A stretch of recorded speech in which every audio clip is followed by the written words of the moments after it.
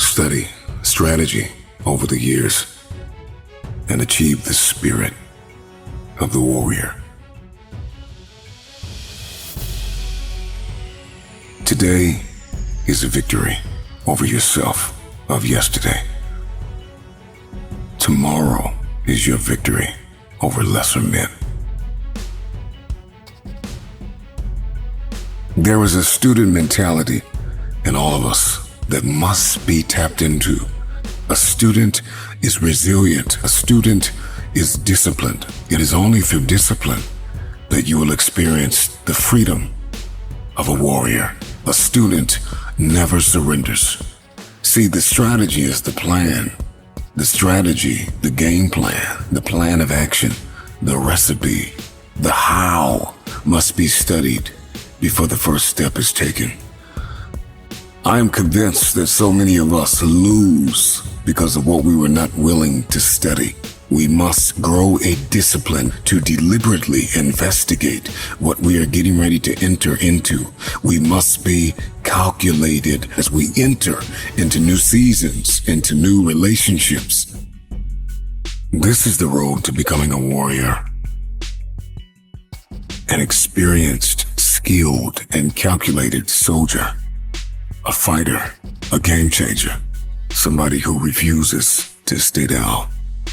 This is somebody who is set apart from those who operate in the realm of normalcy. This is somebody who is above and beyond. We got a bit of a work ethic to go after it. A student is a disciple, and a disciple is disciplined. Disciplined to achieve the spirit of the warrior. They are perfectly positioned for victory daily. Discipline is an invitation out of normalcy. A man who studies is a man who is allergic to average. So you are a warrior, and you don't even know it. Take a deep breath. Inhale and exhale. Inhale and exhale. After today, everything is about to change.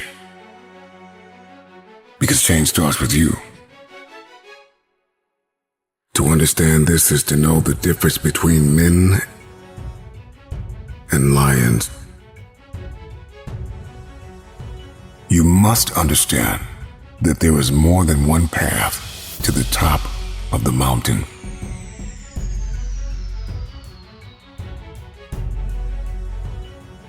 And in this very moment, all you have is all you need. See, somebody lied to you and told you that life is about acquiring more to move forward. What if I told you that getting to the top of the mountain was not about acquiring more, but about becoming more? That if you can become, then you will find your authentic path to the top. Everybody wants to go to the top, but nobody wants to discover new ways to climb there. Find your authenticity. Discover your identity. We're all told, if you want to get to the top, follow the leader. But that is a broken mentality. Yes, leaders are necessary, but we must be fully aware when we have been called to lead, to blaze our own trail, to discover a new way. It's daunting, it's exhausting to get to the top. But there is more than one way, and you will discover that way by not acquiring. So it is not the more that you get, the faster you will go. It is the more you become, the quicker you will elevate. And so getting to the top of the mountain has more to do with becoming than acquiring. What is your mountain? What is your trial? Who is the giant standing in front of you? Name it and defeat it. The climb is just as important as the arrival. The top is the end game, but the process is what will make you. Think lightly of yourself and deeply of this world. Life begins at the end of your comfort zone, at the end of your ego and your insecurities, But when you come to the end of yourself and the beginning of the understanding of our world, why we are here, and what is our purpose, then all of a sudden everything changes. Think lightly of yourself and deeply of the world. The world is vast. Over 7.5 billion people walk the face of this planet. There is so much here. Creation, the antelope, the trees, the mountains, the stars, people from every nation, in every tongue. We have economy, we have industry, we have technology. We are more advanced than ever before. So take a moment and agree never to self-sabotage yourself. No more self-condemnation. That you cease to see the opportunities in this world. How beautiful our planet is.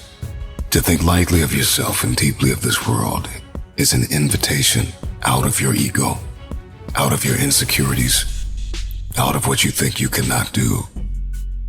It is to look beyond your program. It is to think of your legacy. It is to think of what you will leave behind. It is to think of your contribution and your impact. Even in this moment, in the midst of trial, in the midst of tribulation, ask yourself the question, what can I contribute? You see, conflict is necessary. Trial is needed. It causes us to create, to be proactive, to be inventive. It moves us to become pioneers. What type of mark will you leave in the earth? What will be your legacy? Man has always been haunted by the vastness of eternity. And so we ask ourselves, when we are long gone, will our names remain?